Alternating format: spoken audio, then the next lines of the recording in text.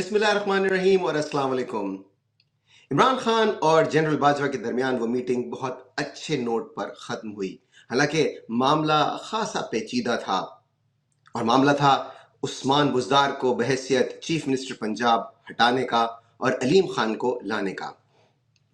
इमरान खान की काबीना के कुछ अरकान भी वहाँ मौजूद थे और जनरल बाजवा का इसरार था कि उस्मान बुज़दार की कारकर्दगी के बाइस इमरान खान की हुकूमत बहुत गैर मकबूल हो रही है और उन पर भी खासा दबाव है, क्योंकि ये इल्ज़ाम था कि 2018 के इलेक्शन में जनरल बाजवा की मदद से इमरान खान इक़्तिदार में आए थे।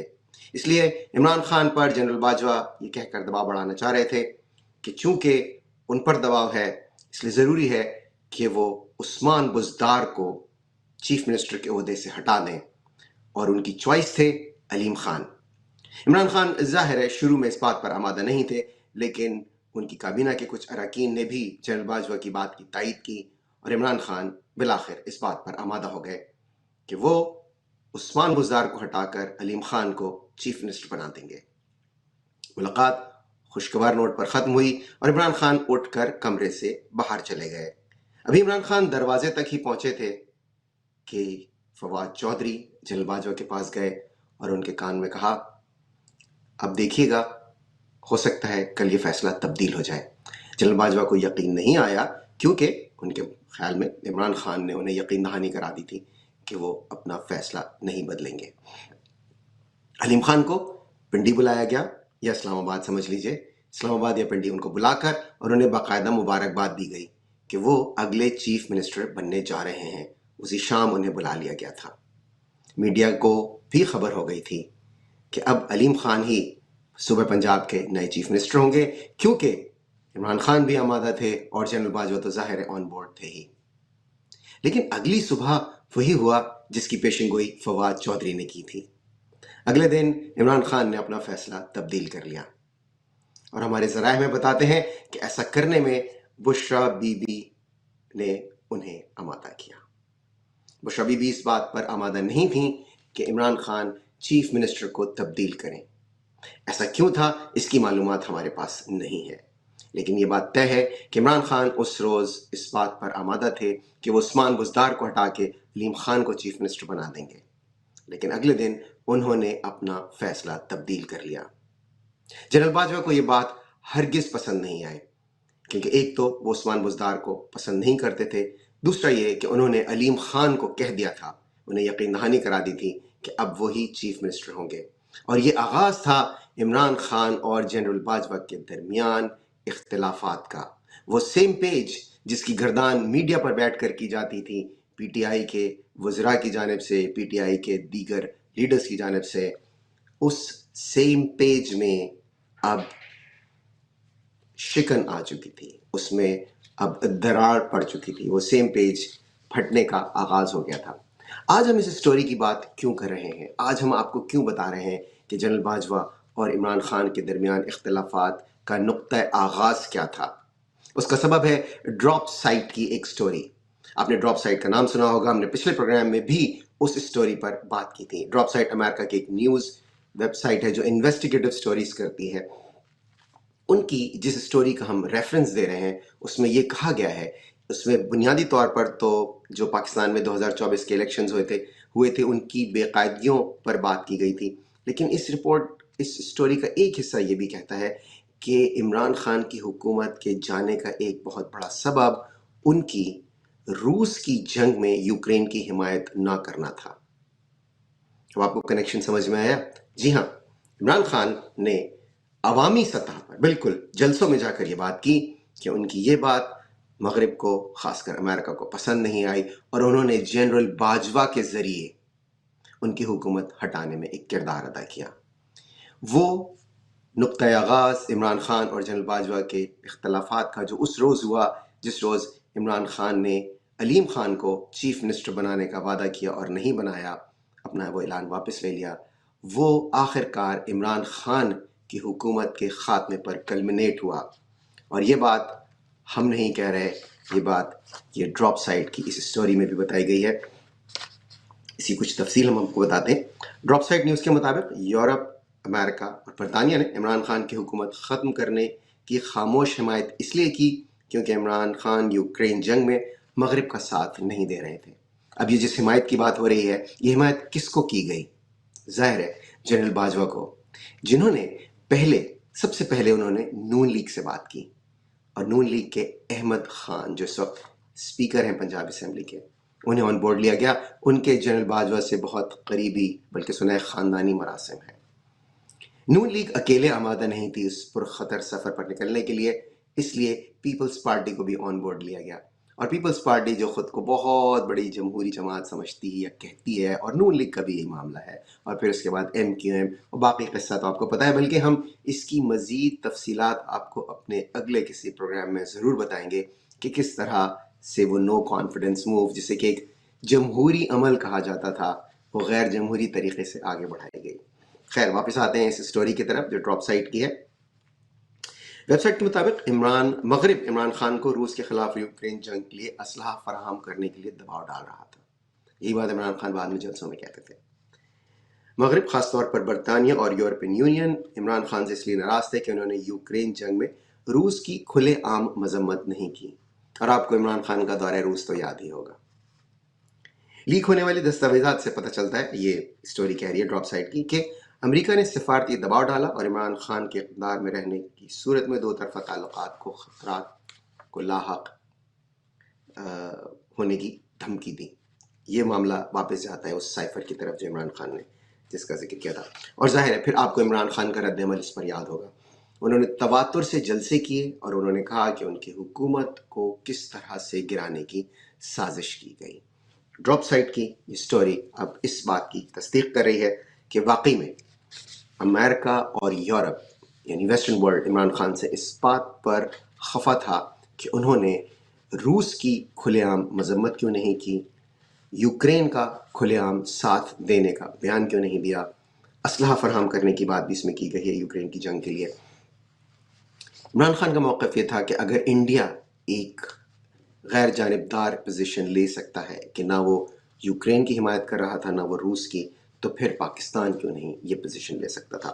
لیکن ظاہر ہے جو کچھ ہوا وہ آپ کے سامنے ہے، وہ تاریخ کا حصہ ہے، اور یہ سب کو پتہ ہے کہ اس کے بعد عمران خان کی حکومت جو ہے وہ ٹک نہیں سکی، عمران خان کے خلاف نو کانفیڈنس کی موو آئی، اور جو لوگ یہ کہتے ہیں کہ جی وہ ایک بہت جمہوری عمل تھا، سب بکواس۔ وہ پورا کا پورا آرکیسٹریٹڈ تھا، اس کے پیچھے جنرل باجوہ تھے، اس کے پیچھے جنرل ندیم انجم تھے جو سب آئی ایس آئی کے چیف تھے، کیونکہ فوج میں آپ ظاہر ہے ہم سب کو یہ بات پتہ ہے کہ جو چیف آف آرمی سٹاف ہوتے ہیں وہ حکم دیتے ہیں یا ان کے احکامات ہوتے ہیں یا ان کی منشا، ان کی مرضی، ان کی پالیسی ہوتی ہے، اس کو ایگزیکیوٹ جو ہے وہ آئی ایس آئی کے چیف کراتے ہیں۔ تو اس صورت میں ظاہر ہے اس معاملے میں جنرل ندیم انجم نے لیڈ رول لیا، جو جنرل باجوہ تھے وہ سب چیف آف آرمی سٹاف تھے، اور یہ ہم نے آپ کو بتا ہی دیا کہ کس طرح سے ان کے اور عمران خان کے درمیان اختلافات کا آغاز ہوا اس وقت کے جو چیف آف آرمی سٹاف تھے۔ اب آتے ہیں اس وقت کے چیف آف آرمی سٹاف کی طرف جو کہ فیلڈ مارشل بھی ہے۔ اب دوبارہ سے خبریں آ رہی ہیں کہ وہ یورپ کے دورے پر جا رہے ہیں، اور وہاں پر ایک پبلک گیدرنگ کا اہتمام کیا جا رہا ہے۔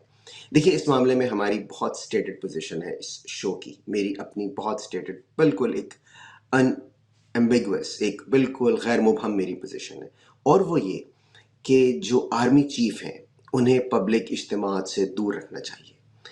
آرمی چیف کا اسکیجول ظاہر ہے I S P R control کرتا ہے۔ میں نے بطور صحافی آئی ایس پی آر کے ساتھ کام کیا ہے۔ بہت پروفیشنل لوگ ہوتے ہیں، انہیں اپنے کام کی بہت سمجھ ہے، انہیں بہت اپنے کام کا بہت اچھے سے ادراک ہے، انہیں ایک ایک چیز کا علم ہے کہ انہیں کب کیا موو کرنی چاہیے۔ مجھے تعجب ہوتا ہے جب میں یہ دیکھ رہا ہوں کہ بہت تواتر سے فیلڈ مارشل کو عوامی اجتماعات میں جانے کے لیے ان کے اسکیجول کا حصہ بنایا جاتا ہے۔ دیکھیے دو ریزنز ہیں میں کیوں اس بات کو کہتا ہوں کہ انہیں عوامی اجتماعات میں نہیں جانا چاہیے۔ سب سے پہلے تو یہ کہ ان کا وقت بہت قیمتی ہے، وہ ایک اتنی بڑی فوج کے سربراہ ہیں جس میں اتنے سارے لوگ کام کرتے ہیں، اور ان کے پاس وقت ان چیزوں کا نہیں ہے کہ وہ عوامی اجتماعات میں جائیں۔ دوسری چیز یہ کہ جو اس طرح کے عہدے ہوتے ہیں جیسے کہ چیف آف آرمی سٹاف ہیں یا جو آئی ایس آئی کے چیف ہیں، ان کے عہدوں کی نوعیت ایسی ہے کہ ان کے بارے میں ایک سیکریسی ہونی چاہیے، ان کے بارے میں لوگوں کو ایک تجسس ہونا چاہیے، لوگوں کو یہ سوچتے رہنا چاہیے کہ چیف آف آرمی اسٹاف کیسے ہوں گے، بات کیسے کرتے ہوں گے، وہ ان کا انداز فکر کیا ہوگا، ان کا انداز گفتگو کیا ہوگا، وہ کیسے اسٹریٹجائز کرتے ہوں گے، وہ نتیجے پہ کیسے پہنچتے ہوں گے کچھ بات کر کے۔ جب ایک چیف آف آرمی اسٹاف یا آئی ایس آئی کا چیف جب پبلک میں جانے لگتا ہے، ایک سے دوسرے کو، دوسرے سے تیسرے کو، ہو سکتا ہے وہاں 500 لوگ ہوں جس اجتماع کی بات ہو رہی ہے، ہو سکتا ہے 1000 ہوں، وہ جا کر بہت سارے لوگوں کو بتائیں گے، اور ہر انسان جو ہے وہ اپنے اپنے حساب سے اپنا ایک تاثر قائم کرتا ہے۔ اور یہ پاکستان کے لیے اچھا نہیں ہوتا کہ جب کوئی بھی کسی بھی قسم کا تاثر قائم کرتا ہے آپ کے چیف کے لیے یا آپ کے آرمی چیف کے لیے، کیونکہ وہ ایک مبہم رہنا چاہیے، اس میں ایک تجسس رہنا چاہیے۔ جو پاکستان کے دشمن ہیں انہیں سوچتے رہنا چاہیے کہ ان کی پرسنالٹی کیسی ہوگی، تاکہ وہ اپنا وقت اس میں صرف کریں، آپ کی پرسنالٹی کو انالائز کرنے میں صرف کریں، نہ یہ کہ آپ اپنی پوری پرسنالٹی کھول کے آلریڈی ان کے سامنے رکھ دیں۔ اس لیے میں اس بات کے حق میں نہیں ہوں، یہ ان پہ صرف فیلڈ مارشل عاصم منیر پہ موقوف نہیں ہے، یہ میں ایک جنیرک بات کر رہا ہوں، میں ایک جنرل بات کر رہا ہوں، میں ایک اصولی بات کر رہا ہوں۔ میرے خیال سے کسی بھی حاضر سروس میں اتنے اہم عہدے پر بالکل، اور نہ صرف یہ کہ جو چیف ہوں بلکہ ان کے بعد کے بھی جتنے بھی عہدے ہیں ان کو پبلک اجتماعات سے دور رہنا چاہیے، کیونکہ ظاہر ہے کہ جیسے میں نے کہا کہ ان کی شخصیت میں، ان کے بارے میں لوگوں کو تجسس ہونا چاہیے، لوگوں کو یہ سوچنا چاہیے کہ وہ کیسے ہوں گے، کیسے دکھتے ہوں گے، کیسے بات کرتے ہوں گے، ان کا کس طرح سے ان کا طرز فکر کیا ہوگا۔ لیکن جب آپ اپنے آپ کو بہت زیادہ ایکسپوز کر دیتے ہیں، پبلک کے سامنے آ جاتے ہیں آپ، تو پھر لوگوں کو سمجھ میں آنا شروع ہو جاتا ہے، جو کہ میرے خیال میں، again this is just my opinion, ہو سکتا ہے جو لوگ یہ کر رہے ہوں، آئی ایس پی آر والے جو ان کو پلان کرتے ہوں کہ ان کو لے جانا ہے پبلک اجتماعات میں، ان کے ذہن میں کوئی اور بات ہو، میری نظر میں یہ درست نہیں۔ ایک چیز، دوسری چیز یہ کہ دیکھیے پبلک اجتماعات کو آپ ایک حد تک تو کنٹرول کر سکتے ہیں، لیکن کوئی ناخوشگوار واقعہ اس طرح کا پیش آ جائے کہ کوئی نعرہ غلط لگ جائے، کوئی ایسا پوسٹر ہو، کوئی ایسا پلیک کارڈ ہو جو کہ ان کو ڈسٹریکٹ کرے۔ دیکھیے جو چیف آف آرمی اسٹاف کی پوزیشن ہے وہ اتنی اہم ہے کہ انہیں اس طرح کی ڈسٹریکشن سے دور رہنا چاہیے۔ ابھی خود آئی ایس پی آر کی پریس ریلیز کے مطابق، ابھی کل کی ہی بات ہے، آپریشنز ہوئے ہیں، اس میں فوجیوں کی شہادتیں بھی ہوئی ہیں، اس میں ظاہر دہشت گردوں کو بھی مارا گیا لیکن فوجی بھی شہید ہوئے۔ تو جو اس طرح کے معاملات ہیں، اور ایسے بہت سارے معاملات ہوں گے جو ہماری نظروں سے اوجھل ہوں گے، تو اس طرح کے جو پبلک اجتماعات ہوتے ہیں نا، وہ ڈسٹریکشن ہوتی ہے، اس سے جو آپ کا اصل کام ہے اس سے توجہ ہٹنے کا خطرہ ہوتا ہے۔ اس لیے میں آئی ایس پی آر سے کہوں گا کہ ان کی کوشش یہ ہونی چاہیے کہ جو آرمی چیف ہے ان کا اسکیجول ایسا نہ بنائے کہ جس میں اس طرح کے عوامی اجتماعات ہوں۔ دیکھیے ابھی جو برسلز میں ہوا تھا، اس کے بعد پھر سہیل وڑائچ نے کالم لکھا، پھر اس کے بعد دیکھیے اس کا کتنا بڑا فال آؤٹ ہوا، جو کہ جس کو کہ مینیج کرنا بہت دشوار ہو گیا۔ سہیل وڑائچ کے لیے تو ظاہر ہے وہ بہت بڑا فیاسکو تھا، لیکن آئی ایس پی آر کو بھی پھر درمیان میں آنا پڑا اور ان کو اسٹیٹمنٹ ایشو کرنا پڑا۔ تو اس لیے اس طرح کے اجتماعات سے، جیسے کہ میں نے کہا کہ اس کے دو اسباب ہیں، ایک تو یہ کہ ظاہر ان کا وقت بہت قیمتی ہے، ان کو ڈسٹریکشن ہو سکتی ہے اس طرح کے معاملات میں، اور دوسرا یہ کہ ظاہر ہے کہ یہ پی آر کے لیے بھی بہت بڑے بڑے چیلنجز آپ کے لیے پوز کر سکتا ہے۔ اس لیے میرا یہ خیال ہے کہ ان کو عوامی اجتماعات سے دور رکھنا چاہیے۔ آپ لوگوں نے میچ یقیناً دیکھا ہوگا۔ اچھا دیکھیں، مجھے یقین نہیں آتا کہ کوئی ملک، اتنا بڑا ملک ہو اور اتنا کمزرف ہو، اس کا دل اتنا چھوٹا ہو، جیسا کہ انڈیا اتنی کمزرفی کا مظاہرہ انڈیا کرتا ہے، اور وہ کچھ اس طرح کے بعض دفعہ وہ لوگ ڈائلاگز وائلاگز بھی کرتے ہیں کہ جی جیت کر ہارنا وہ تو بازیگر ہوتا ہے، یا ہار کر جیتنا مجھے درست طریقے سے یاد نہیں۔ لیکن میں یہ کہنا چاہتا ہوں کہ جو جیت کر بھی، مطلب انڈیا میچ جیتا، بہت کنونسنگلی میچ جیتا ہے، مطلب بالکل ون سائڈڈ میچ تھا، میچ تو تھا ہی نہیں وہ، میچ کا تو مطلب ہوتا ہے کہ کوئی مقابلہ ہو، it was just a walkover, وہ تو ایک بالکل واک اوور تھا، تو اس لحاظ سے اس کو میچ کہنا بھی زیادتی ہوگی۔ لیکن انڈیا پھر بھی ظاہر ہے جیتا، فیئر اینڈ اسکوائر، ہم اس میں نہیں کر رہے۔ دیکھیے انڈیا والوں کی یہ عادت ہے، ان کا مزاج ہے کہ وہ روتے ہیں، وہ ان کو بس ان کو رونا ہے ہر چیز میں نا، مطلب وہ چاہے جیت رہے ہوں ہار رہے ہوں، ایک بالکل ان کا ایک رویہ ہے، ایک عمومی رویہ ہے ان کا کہ وہ روتے بہت زیادہ ہیں۔ تو یہ جو انہوں نے حرکت کی ہے، تو اس میں ہم یہی کہہ سکتے ہیں کہ جیت کر رسوا ہونے والے کو انڈیا کہا جاتا ہے، آپ لوگ اس قدر کم ظرف ہیں کہ آپ جنگ کو کھیل سمجھتے ہیں اور کھیل کو جنگ سمجھتے ہیں. جنگ کرنی تھی نا آپ کو پتا تھا نا جنگ کرنی کیا ہے اور سامنے کون ہے. آپ کھیل رہے تھے، ڈرونز ادھر بھیج دیے، ایک حملہ ادھر کر دیا، اور جب سامنے سے تگڑا جواب آیا، تگڑا ٹکا کے جواب آیا، تو پھر آپ چھپ گئے جا کے. تو یعنی آپ کھیل سمجھ رہے تھے نا. اگر آپ اسے جنگ سمجھ رہے ہوتے تو پھر آپ لڑتے. حملہ تو آپ نے پہلے کیا تھا نا، تو پھر آپ فرار کیوں ہو گئے؟ اس لیے آپ بھاگے کہ آپ اسے کھیل سمجھ رہے تھے. کھیل نہیں تھا بھائی، وہ جنگ تھی. یہ کھیل تھا، اسے آپ نے جنگ بنا دیا. مطلب یہ ہوتی ہے کمزرفی، کہ آپ جہاں پر جنگ کرنی تھی اسے آپ کھیل کی طرح سمجھ رہے تھے. جیسے ہی سامنے سے جواب آیا، جیسے ہوتا ہے نا کہ جب بچے کھیل رہے ہوتے ہیں تو جب اپنی باری لے لیتے ہیں، جب سامنے والا کی باری آتی ہے اور وہ اگر زیادہ اچھا کھیل رہا ہو تو فوراً بھاگنے کی کرتے ہیں کہ نہیں نہیں نہیں، بس بھاگو بھاگو بھاگو، ہم تو اس سے مقابلہ نہیں کر سکتے.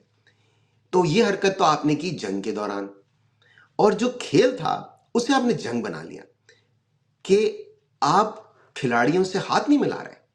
آپ نے ان کو منع کر دیا، اور آپ بالکل ویژولز، اتنے اچھے ویژولز ہیں وہ آپ کے لحاظ سے کہ آپ کی سبکی کے لیے وہ بالکل زبردست ویژولز ہیں کہ آپ کس طرح سے اپنے پلیئرز کو بلا کر اور دروازہ ایسے بند کر رہے ہیں ڈریسنگ روم کا کہ جیسے آپ ان کو قید کر رہے ہو، کہ کہیں ایسا نہ ہو کہ غلطی سے کوئی کسی سے ہاتھ ملا لے. شیم آن یو. آپ کو شرم آنی چاہیے اس طرح کی حرکتیں کرتے ہوئے. ایک طرف تو آپ کہتے ہیں اب دنیا کی سب سے بڑی جمہوریت ہے، اب دنیا کا سب سے بڑا ملک تو خیر ہے، ظاہر ہے آبادی کے لحاظ سے اسے تو کوئی ڈینائی نہیں کر سکتا، لیکن چھوٹا پن کتنا ہے آپ میں. آپ ویسے آپ اپنے آپ کو بڑا کہتے ہیں، بڑی معیشت، بڑی جمہوریت، بڑا ملک، لیکن ظرف مننا مننا چھوٹا سا. مطلب کیا آپ نے اس میں نیک نامی کمائی؟ اگر آپ کے پلیئرز ہاتھ میں لا لیتے، اگر جو ایک گیم کی اسپرٹ ہے، آپ نے کھیل تو لیا تھا نا، اس کے بعد کیا ہو جاتا؟ لیکن نہیں، آپ کو اپنے چھوٹے پن کا ثبوت دینا تھا جو آپ نے دیا، کیونکہ کمزرف ہے. یہ حرکت آپ نے کر کے کوئی اپنے نیک نامی نہیں کمائی. آپ نے کیا کمایا آپ کو پتا ہے؟ رسوائی. اسی لیے کہتے ہیں جیت کر رسوائی کمانے والے کو انڈیا کہتے ہیں، جو آپ نے اپنے لیے رسوائی کمائی. رسوائی کمانے کی بات ہو رہی ہے تو مطلب موضوع کچھ بہت زیادہ سنجیدہ ہو گیا تھا. میں نے سوچا آپ کو ایک لطیفہ سنا دوں، اور وہ لطیفہ یہ ہے کہ پاکستان پیپلز پارٹی سندھ نے یہ کہا ہے کہ ان کا جو سندھ چیپٹر ہے اس نے یہ اناؤنس کیا ہے کہ وہ تمام سیاسی سرگرمیوں کو معطل کر رہے ہیں. کیوں کہ فلڈز کی وجہ سے وہ تمام سیاسی سرگرمیوں کو معطل کر رہے ہیں. میں اسے لطیفہ اس لیے کہہ رہا ہوں کہ سیاسی سرگرمیاں، بھائی آپ کی سیاست ہی نہیں ہے تو سرگرمیاں کہاں سے ہوں گی؟ اگر آپ کی سیاست ہوتی تو آپ جیت کے آتے، آپ تو جیتے ہی نہیں. آپ پھر بھی الیکشن نہیں جیت سکے اور آپ بری طرح سے ہار رہے تھے، اور آپ کو اسٹیبلشمنٹ نے جتوایا. اچھا، اب اسٹیبلشمنٹ جب میں کہتا ہوں تو پاکستان کی اسٹیبلشمنٹ نہیں کہتا. آپ کو یقیناً زمبابوے میں بھی اسٹیبلشمنٹ ہے نا، تو آپ نے یقیناً وہاں سے مدد لی ہوگی. تو آپ زمبابوے کی اسٹیبلشمنٹ کی مدد سے آپ نے حکومت بنائی. سیاست نام کی تو کوئی چیز ہے ہی نہیں آپ کے پاس. اس لیے کہ اگر آپ کو اپنے سیاسی امیج کی پرواہ ہوتی تو آپ کی جماعت کے صدر اس وقت چین کے دورے پہ نہیں ہوتے. سندھ میں برے حالات ہیں. دیکھیں، اب آپ لوگ کہیں گے کہ جی زرداری صاحب کا کیا کام، وہ تو صدر ہیں، وہ کوئی انتظامی عہدہ تو نہیں ہے. بالکل ٹھیک ہے، مان لیا آپ کی بات، لیکن بھائی آپٹکس بھی تو کوئی چیز ہوتی ہے نا. Optics, perception. سیاست میں ریالٹی سے زیادہ پرسیپشن میٹر کرتا ہے. زرداری صاحب اس وقت جب چین گئے ہیں، ان کے بچے ان کے ساتھ ہیں. اچھا، بلاول کا کیا ہے بھائی اس طرح کا رول؟ اور وہ جو محترمہ ہیں آصفہ زرداری صاحبہ، وہ تو ایم این اے ہے نا، سندھ سے ہی ایم این اے بنی ہوئی ہیں. تو وہ تو فرما رہے ہیں کہ پیپلز پارٹی سندھ میں کہ جی سیلاب کی وجہ سے، اور تمام لوگوں کو کہا گیا ہے کہ P P P leaders must come forward to support flood victims in every possible way. یہ فرما رہے ہیں. تو کیا بلاول بھٹو پی پی کے لیڈر نہیں ہیں؟ کیا آصفہ صاحبہ اس کے کس کے نشان پر وہ جیت کے آئی ہیں؟ یہاں ریپبلکن پارٹی سے جیتی ہیں وہ جو امریکہ کی ہے؟ نہیں، وہ وہیں پہ کی اس پہ جیت کر آئی ہیں نا. بلکہ تو خیر کیا ہیں، وہ تو ان کے مقابلے میں سارے کینڈیڈیٹس کو ہی بٹھا دیا گیا تھا. ان کو ابھی سے یہ آپ لوگ جو غیر سیاسی رویے ہیں، جو غیر جمہوری رویے ہیں، اس کی عادت آپ بچوں کو بھی ڈال رہے ہیں. کس قدر شرمناک بات ہے. چلیں، آپ نے کسی بھی طرح سے کر لیا. تو جب یہ فرماتے ہیں پیپلز پارٹی کے کھوڑو صاحب کہ P P P leaders must come forward to support flood victims in every possible way, تو ایوری پاسبل وے میں کیا چین جانا شامل ہے؟ اس کا تو مطلب ہے کہ وہاں ہونا چاہیے نا ان کو، سندھ میں، دونوں کو، بلاول کو بھی اور آصفہ صاحبہ کو بھی۔ اب آپ لوگ یہ پلی لیں گے کہ جی وہ تو فرسٹ لیڈی۔ ارے بھائی یہی تو بات ہے، اس وقت پرائیورٹی کیا ہے، اس وقت ترجیح کیا ہے؟ اس وقت ترجیح دورہ چین ہے یا اس وقت ترجیح سندھ کی جو سیلابی صورتحال ہے وہ ہے؟ میں نے مان لیا یہ لوگ پاکستان میں بھی ہوتے تو کچھ نہیں کرتے، بلکہ ان کے پروٹوکول کے چکر میں لوگ اور زیادہ رسوا ہو جاتے ہیں، لوگ پھنس جاتے ہیں۔ لیکن ان کو اس بات کی بھی پرواہ نہیں ہے کہ اس وقت یہ ویژولز ان کے لیے سیاسی طور پر کتنے مہلک ثابت ہو سکتے ہیں۔ مریم بی بی جاپان گئی تھیں، she has not been able to recover from that public perception loss جو ان کو ہوا، اس سے وہ ابھی تک اس سے ریکور نہیں کر پائی ہیں، اور آپ وہی کام کر رہے ہیں۔ لیکن آپ کا قصور نہیں ہے، کیوں؟ کیونکہ آپ کو عوام کے ووٹوں سے تو جیتنا نہیں ہے، اس لیے عوام آپ کو اچھا سمجھیں برا سمجھیں، آپ کی طرف سے who cares، آپ کا یہی والا ایٹیٹیوڈ ہے۔ اور ظاہر ہے ابھی تک تو آپ اس میں کامیاب نظر آ رہے ہیں، کیونکہ بغیر ووٹوں کے بھی آپ تمام عہدے حاصل کر لیتے ہیں، عوام کے کی تائید اور حمایت کے بغیر بھی۔ تو ظاہر ہے آپ نے وہی کام جاری رکھا ہوا ہے، کیا کہہ سکتے ہیں؟ ہم تو یہاں سے گزارش ہی کر سکتے ہیں کہ آپ اپنی اداؤں پر غور کیجیے۔ سندھ کے حالات خراب ہیں، لوگ بہت دکھی ہیں، لوگ غصے میں بھی ہیں، عوام کے غصے کو آواز مت دیجیے۔ بس آج کے لیے اتنا ہی، اگلے پروگرام میں انشاءاللہ تعالیٰ آپ سے پھر ملاقات ہوگی۔ اس چینل کو سبسکرائب کیجیے تاکہ آپ باخبر رہ سکیں۔ خوش رہیے، انشاءاللہ اگلے شو میں آپ سے پھر ملاقات ہوگی۔ اللہ حافظ۔